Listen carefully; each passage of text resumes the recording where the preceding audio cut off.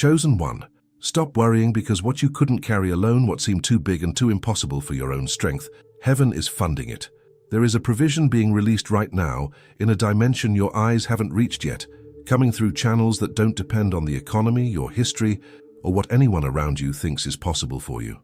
Stay with these words, because what you're about to hear will change how you see your finances and the God who promised to provide. Type Amen in the comments if you believe heaven is about to fund what you could not carry alone. You did not land on this video by accident, and what I'm about to share is going to show you exactly why. I was sitting in front of a spreadsheet that wouldn't close. A clear dream, a clear calling, a clear direction, but numbers that made the gap between what I had and what I needed feel completely uncrossable, until something settled in me and said, "You are trying to fund with human resources what was designed to be funded by heaven," and that one sentence changed everything about how I understood provision. Drop a like right now. This simple action helps carry this message to another chosen one who needs to hear it today. Human provision has a ceiling, and that ceiling is calculable. It is defined by your salary, your skill set, your network, your credit history, your market value, and the economic conditions of the environment you operate in. These are real variables that produce real outcomes, and none of them are irrelevant to your financial life. But they share a common limitation that is so fundamental, it shapes everything they are capable of producing. They are all finite. They all have upper limits that can be identified, measured, and projected. They all operate within a closed system where the total available is determined by the sum of human resources in play, and where the ceiling of what is possible for you is directly tied to the ceiling of what those resources can support. Divine provision operates on an entirely different set of principles, in an entirely different system, with an entirely different relationship to limits, which is to say, it has none. It does not appear on any human spreadsheet. It does not respond to economic forecasts. It is not constrained by your credit score, your network, your past financial decisions, or the collective assessment of everyone around you about what is realistically achievable given your current circumstances. The chosen one, who has only ever operated within the system of human provision, has never experienced the full scope of what is available to them. Not because divine provision was withheld, but because they never learned to access the dimension where it originates and through which it flows. I grew up with a deeply embedded belief that provision was synonymous with effort, that the relationship between what I had and what I worked for was direct, predictable, and essentially the only equation worth understanding. Work hard, earn more, be smart, position better, hustle consistently, accumulate gradually. And that framework is not entirely wrong.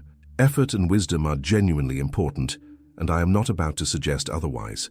But what I discovered through a series of experiences that my effort-based framework could not explain was that there is a category of provision that operates completely outside the effort equation, that responds not to how hard I worked, but to whether I was walking in obedience to what I was called to do.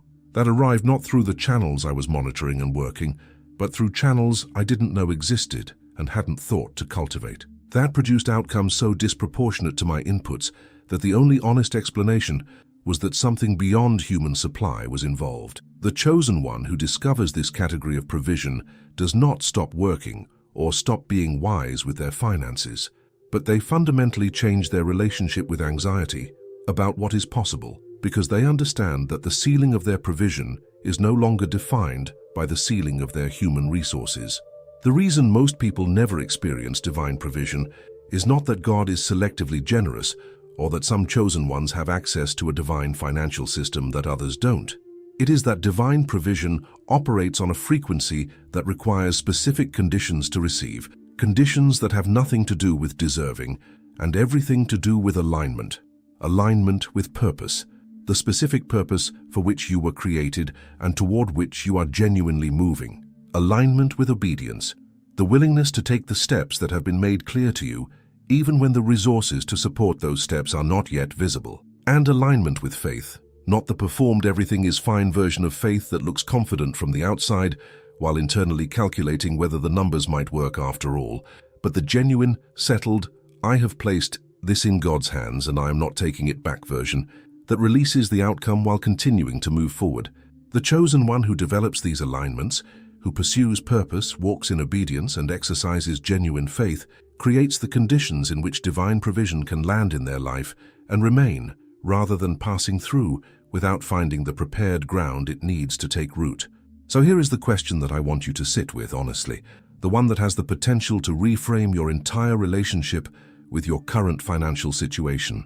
Is the dream or the calling that feels financially out of reach something that you are trying to fund primarily through human resources, or is it something that you have genuinely placed in God's hands and asked Him to fund through His? Because there is a significant difference between those two postures, and the difference produces significantly different outcomes over time. The chosen one who is grinding against a financial ceiling, who is working harder and harder against a gap that doesn't seem to close regardless of the effort applied, may not be facing a human resource problem at all. They may be facing a source problem, a fundamental misalignment between the source they are drawing from and the source that the dream was designed to be funded by. And the solution to a source problem is not more effort. It is the specific surrender of control that opens the channel to a supply that was always available, always sufficient and always ready, waiting only for the chosen one to stop trying to fund with human hands what heaven was always prepared to cover. Type 777. If you believe God has resources available for your life that go beyond what you can see right now, God does not give cheap visions. This is one of the most important things the chosen one can internalize about the relationship between the dreams they carry and the resources required to fulfill them, because misunderstanding it produces one of the most painful and most common experiences in the life of someone who is genuinely called to something significant. When God places a dream inside you that is visibly larger than your current resources, when the gap between what you can see in your hands and what the dream requires is wide enough to feel genuinely impossible, the natural human interpretation of that gap is that something is wrong, that the dream is too ambitious, that you misheard, that perhaps what you thought was a divine assignment was actually personal ambition dressed in spiritual language, and the financial impossibility of it is the universe's way of correcting your overreach. But that interpretation is wrong, not occasionally wrong, consistently, reliably, structurally wrong, because the gap between the dream and the visible resources is not evidence that the dream is too large. It is evidence that the dream was designed to be funded by a source that is not yet visible, and that the process of bridging that gap is not primarily a financial process, but a faith process, one that develops in the chosen one exactly the kind of trust, the kind of dependence on God, and the kind of testimony that the dream was always meant to produce alongside its tangible outcomes. I have tried to fund divine callings with human resources, and I want to describe honestly what that experience produces, because I think the description will resonate with the chosen one who is currently in the middle of that exact attempt. It produces exhaustion that is qualitatively different from the tiredness of ordinary hard work. It is the specific depletion of someone who is pushing against a resistance that does not yield regardless of how much force is applied, because the resistance is not a practical obstacle that more effort can overcome, but a structural mismatch between the source being drawn from and the source the project was designed to run on. It produces a specific kind of anxiety that planning and strategy do not resolve, because the anxiety is not fundamentally about the plan. It is about the source. And no amount of better planning changes the fact that the source is insufficient for what is being asked of it. And it produces eventually a specific kind of breakdown, not necessarily dramatic, not necessarily public, but the quiet, internal moment when the chosen one finally acknowledges that they cannot get there from here on human fuel alone, and that something has to change at the level of source rather than at the level of strategy. That breakdown, as painful as it is in the moment, is frequently the most important thing that happens in the entire journey, because it is the moment when the chosen one finally stops trying to fund with human hands what was always meant to be funded by heaven. Here is why heaven funds the impossible, and why understanding the reason matters as much as understanding the fact. When God finances something in your life that could not have been produced by your own resources, the story that comes with that provision carries something that no amount of human achievement could generate, a testimony. Not just a success story, not just evidence of hard work and smart strategy paying off, but the specific, undeniable fingerprint of divine involvement in a human situation. And testimony is not a byproduct of what God does. It is frequently one of the primary purposes. Because testimony reaches people that argument cannot reach. It crosses barriers that logic cannot cross.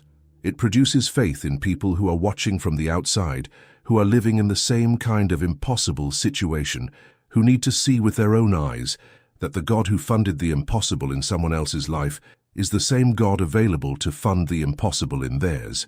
The chosen one who receives divine provision and stewards the testimony of how it arrived is not just blessed. They become a carrier of evidence that changes what other people believe is possible for their own lives, and that impact extends far beyond anything the provision itself produces in the practical dimension.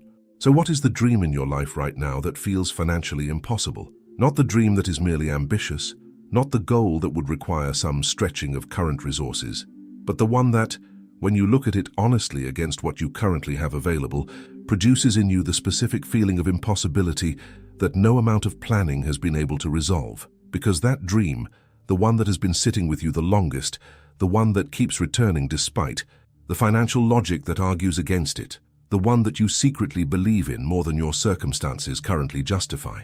That dream may be exactly the one that was designed to be funded not by your resources, but by heaven's. And the impossibility of it is not the argument against pursuing it. It is the signal that you are in the territory where divine provision operates, where the story that emerges will carry the fingerprint of something larger than human effort, and where the chosen one who chooses to move forward in faith rather than wait for the resources to align will discover that the resources have a way of aligning precisely when the faith to move without them has been demonstrated. Scarcity has a voice, and it is one of the most persuasive voices a chosen one will ever have to contend with, precisely because it speaks in the most credible language available, the language of numbers, of due dates, of visible reality, of what is objectively present and what is objectively absent in the financial dimension of your life right now. It does not arrive as an obvious lie. It arrives as a report, a seemingly neutral, seemingly objective accounting of what exists and what doesn't, what is possible and what isn't, what people in your position typically have access to, and what remains permanently out of reach. And because it speaks in the language of fact, it is extraordinarily difficult to challenge without feeling like you are being naive, irresponsible, or disconnected from the reality that the numbers are plainly describing.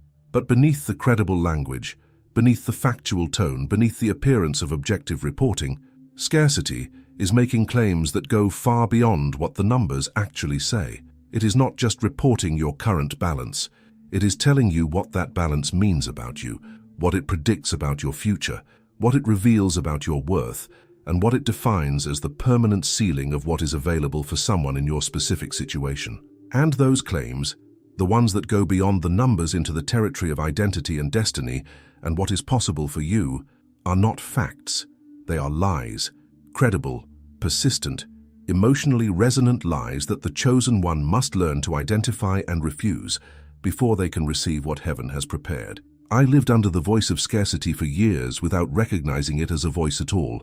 I experienced it as reality, as simply the accurate description of how things were and how they were likely to remain. And what I did not understand until I began to examine it honestly was how much of my life was being shaped not by my actual circumstances, but by the beliefs that scarcity had constructed around those circumstances over time.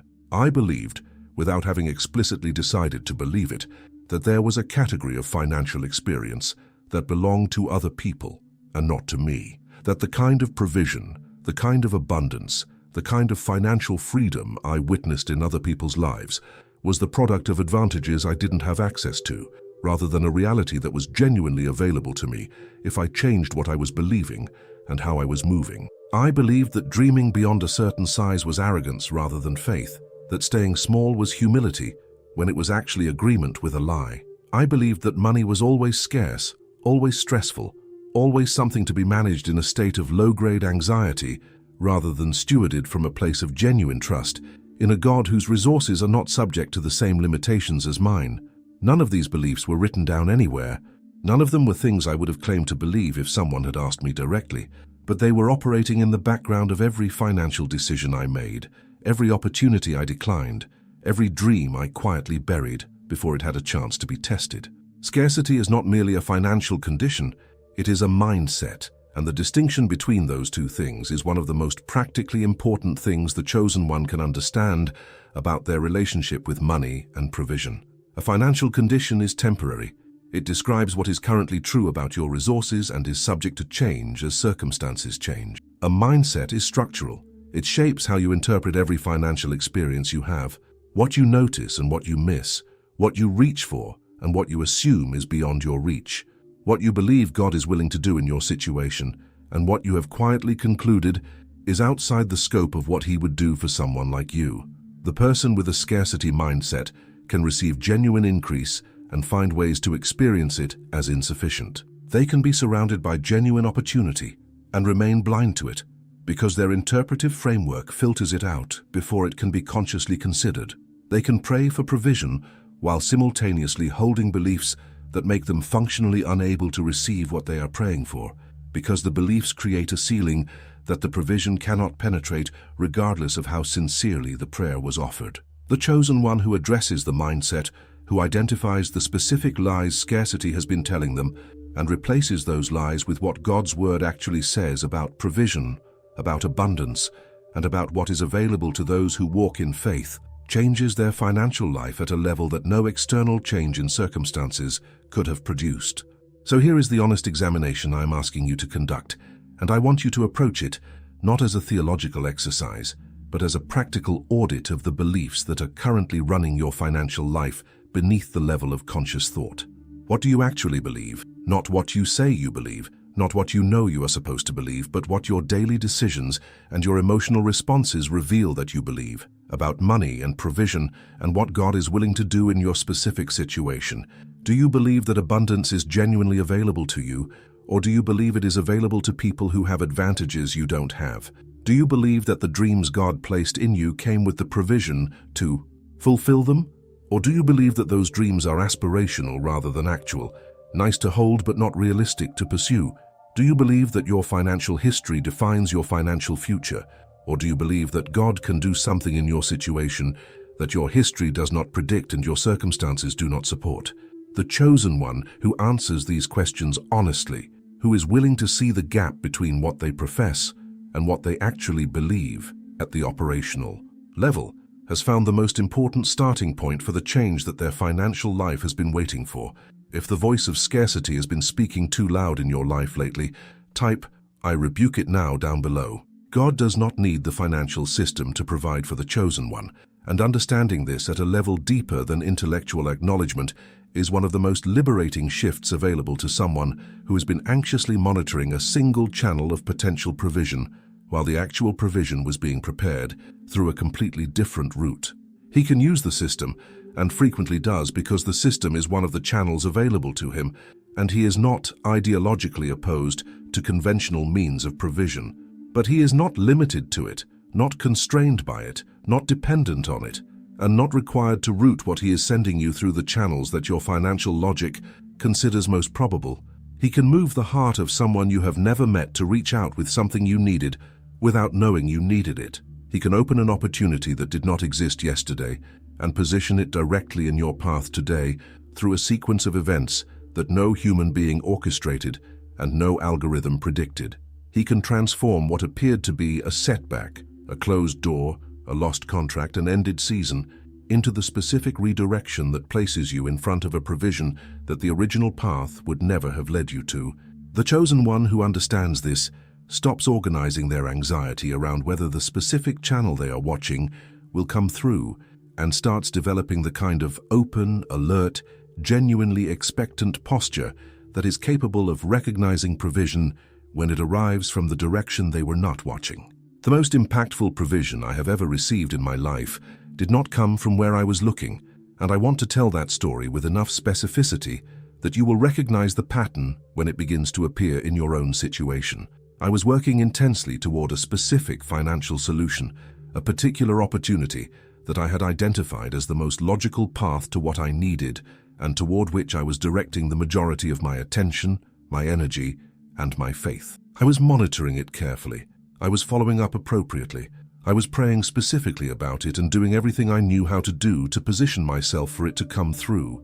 And while I was entirely focused on that one direction, something completely unrelated happened through a completely unrelated channel, a conversation I had not initiated with a person I had not been strategically cultivating, about a topic that was not directly related to what I was working toward, that produced a provision so much larger and so much more aligned with what I actually needed than the thing I had been focused on, that the contrast between the two was almost impossible to miss.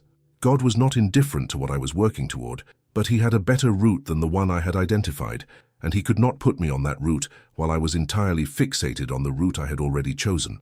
The moment I loosened my grip on the specific channel and opened my awareness to the possibility that provision could come from anywhere, the anywhere that God had already prepared revealed itself. Here is the practical principle that emerges from understanding how heaven moves resources, and it is one that has significant implications for how the chosen one spends their attention and their faith in a season of financial need. The instruction is not, identify the most likely source of provision and focus all your energy and prayer on making that source come through. The instruction is, align yourself with purpose and obedience. Maintain the open and expectant posture of someone who knows provision is coming without knowing exactly which door it will come through, and stay alert to every channel, including the ones that seem unrelated to your financial situation, through which God might be routing what he has prepared. This means bringing genuine attention and genuine presence to conversations that don't seem financially relevant. It means following the nudges that point you toward people or situations that your strategic mind has not identified as part of the solution. It means staying faithful and consistent in your work, while simultaneously releasing the specific outcome of that work into God's hands, rather than gripping it with the white-knuckled intensity of someone who has decided that this particular channel is the only viable option. The chosen one who holds their strategy loosely enough to be redirected by God will consistently arrive at provision through routes that their strategy alone would never have discovered. Stop limiting provision to the channel you can currently see. This is the most direct instruction I can offer, and it is worth sitting with long enough to let it do something to the way you are currently approaching your financial situation. The channel you are watching may be the one God uses. It may also be one of several he has available, or it may be a channel he allows to close precisely because the closure is what positions you in front of the one he actually intends to use. The chosen one who has decided in advance which channel the provision must come through has, without intending to, placed a condition on their trust. I will believe you are providing as long as it comes the way I expect it to come. And that condition, subtle as it is, narrows the field of what God can do in your situation to only what your imagination has already conceived as possible. Release the channel, trust the source, stay aligned, stay obedient, stay alert, and stay genuinely open to the possibility that what heaven has prepared for you is going to arrive in a way that is better than what you planned, through a route you didn't predict, at a moment that makes more sense in hindsight than it could have in advance. The chosen one who lives from that posture will never miss their provision, because they were too focused on the wrong door to notice the right one opening. There is a principle that appears so consistently throughout Scripture, and so consistently in the actual lived experience of people who have walked faithfully through seasons of financial scarcity into seasons of genuine abundance, that treating it as merely inspirational rather than structurally true about how divine provision operates is one of the most costly mistakes a chosen one can make. The principle is this: faithfulness in little is the prerequisite for authority over much. Not a suggestion, not a general encouragement toward good stewardship that applies loosely to some situations and less to others. A spiritual law, as consistent and as non-negotiable in its operation as any law in the natural world, that determines what heaven is able to entrust to the chosen one, based not on how much they currently have, but on how they are currently handling what they have. The implications of this are both challenging and liberating simultaneously. Challenging because it means that the season of little is not a waiting room where nothing consequential is happening. It is an active evaluation of the posture, the character, and the stewardship habits that will either qualify or disqualify the chosen one for the increase they are believing for. And liberating because it means that the chosen one who is currently in a season of little is not powerless, not simply waiting for external circumstances to change. They have access right now, today, with whatever is currently in their hands, to do the thing that positions them for the next level of provision that heaven has been preparing. I passed through a season of financial scarcity where what I had seemed so insufficient that I genuinely could not see the point of being careful with it.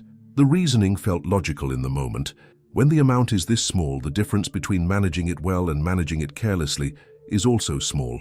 So why invest the energy in careful stewardship when the stakes seem negligible? What I did not understand then, and what I understand with complete clarity now, is that this reasoning is exactly backwards from how the principle actually operates. The season of little is precisely when stewardship matters most, not because the financial stakes of individual decisions are highest, they clearly are not, but because the character being demonstrated in those decisions is being observed and is determining what comes next.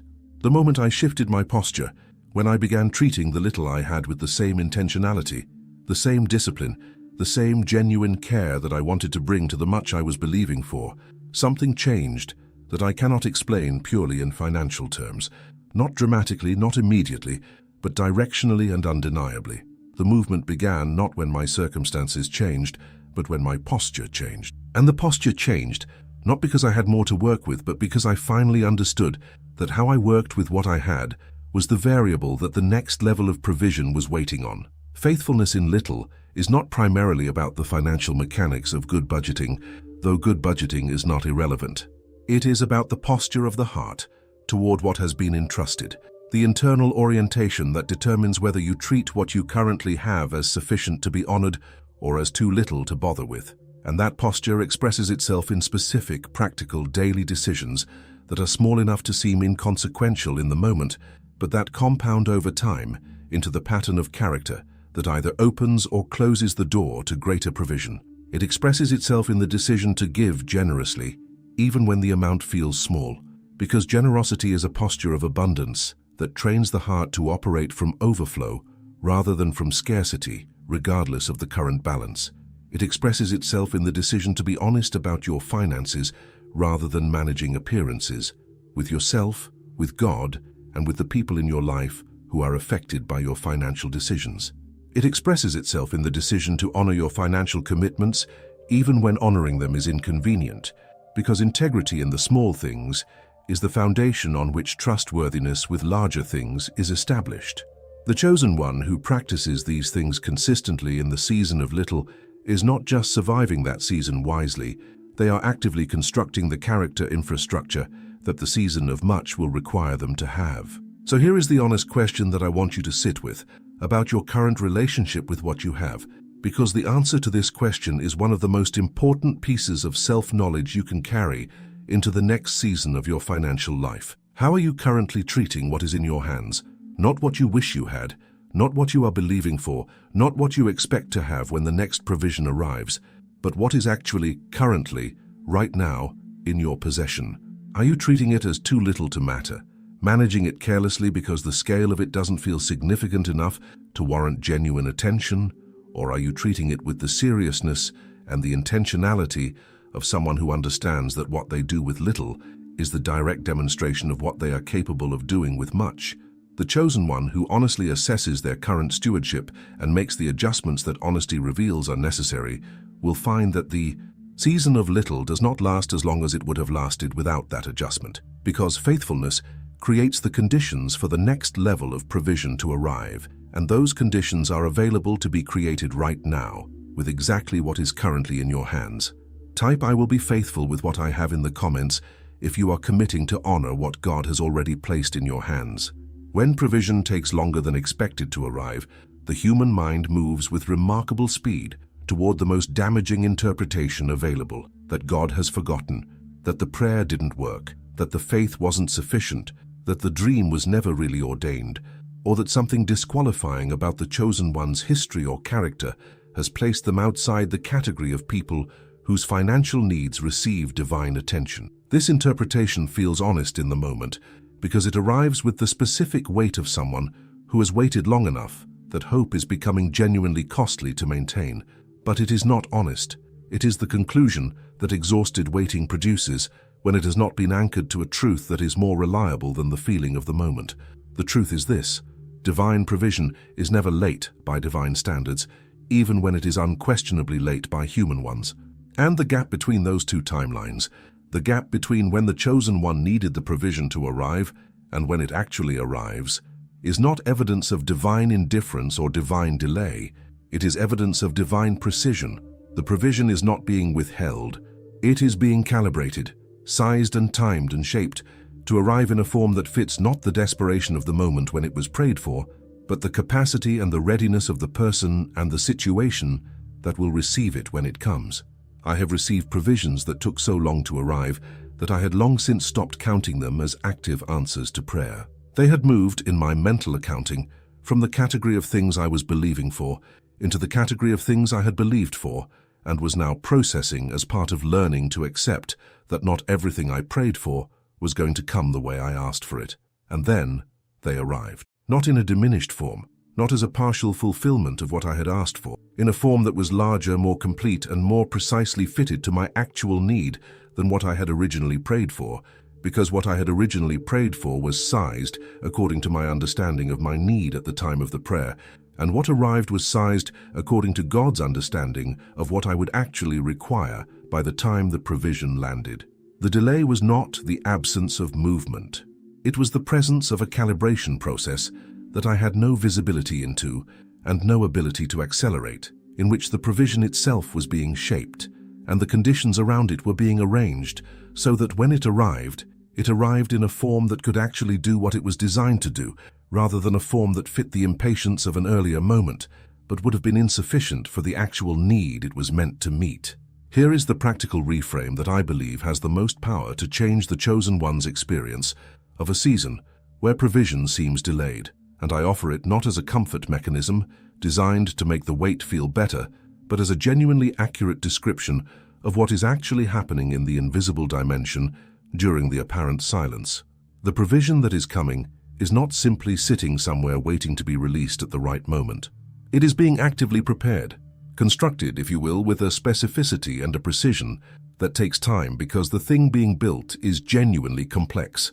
It involves not just the resource itself, but the conditions around the resource, the people who need to be in place, the opportunities that need to have opened, the character development in the chosen one that needs to have reached a certain point, the alignment of circumstances that will allow the provision not just to arrive, but to land in fertile ground where it can produce what it was designed to produce rather than passing through unfruitfully. The chosen one who understands this does not experience the delay as nothing happening. They experience it as everything happening, just not yet in the visible dimension, not yet in the form that their natural eyes can see and their natural mind can confirm. And that understanding changes the quality of the waiting in a way that no amount of encouragement to simply be patient ever could. So what do you do with a provision that seems to be taking longer than your faith can comfortably sustain? Not what do you feel, not what do you wish. What do you actually do, practically and spiritually, in the days and weeks of waiting that follow the moment when the answer should have arrived by your calculation but hasn't? The most important thing is to resist the temptation to interpret the delay as data about God's intentions or about your own worthiness, because it is neither. It is information about timing, and timing belongs to a perspective that has access to variables you do not currently have visibility into. Water the seed without digging it up to check whether it is growing. This is the image that has stayed with me most consistently through seasons of delayed provision, because it captures exactly the posture that the waiting requires. Continue to do what you know to do. Continue to steward what is in your hands faithfully. Continue to move in the direction of your purpose, even when the resources to fully fund that movement have not yet materialized. And continue to trust, not naively, not in denial of the genuine difficulty of the wait, but with the specific, grounded, scripturally anchored trust of a chosen one who knows that what God has promised is not subject to the same timeline that human provision operates on, and whose arrival is not in question even when its timing remains unknown. Before every major provision in Scripture, there was an act of faith that preceded the resource, not as a performance of worthiness, not as a formula that obligated God to respond, but as the specific alignment of the chosen one's posture with the reality that heaven was already moving on their behalf. God asked the widow to pour first and trust that the oil would multiply. He asked the disciples to feed the crowd before explaining how. He asked Abraham to move before showing him the destination. And what he is asking of you right now before the provision fully manifests in the visible dimension is something similarly counterintuitive. He is asking you to release the worry as an act of faith, not because the situation is not real, not because the need is not genuine, but because the act of releasing it is the declaration that you have genuinely transferred the weight of it to a source that is not limited by what your situation looks like from the human side. Identify the specific financial weight you are still carrying as if it depends entirely on you, and put it down, deliberately, verbally, completely, because that act of surrender is not passive resignation. It is the active opening of the channel through which what heaven has already prepared is waiting to flow. Chosen one, stop worrying, because what you couldn't carry alone is already being carried. Heaven is not watching your situation from a distance. It is actively moving resources, opening channels, and preparing provisions that will arrive in ways you are not expecting and through routes you are not watching. Close your eyes and say it out loud. Heaven is my source. I release every worry about my finances right now. What I could not carry alone is being carried. I trust you completely. Amen. If this reached you today, it wasn't by accident. Drop a like. It helps this word find another chosen one who needs to stop worrying and start trusting heaven as their source. Subscribe and turn on the bell. What's coming next is for those ready to receive every provision and every blessing heaven has been preparing for their next season. One word. Tell me what you felt. I read every single one.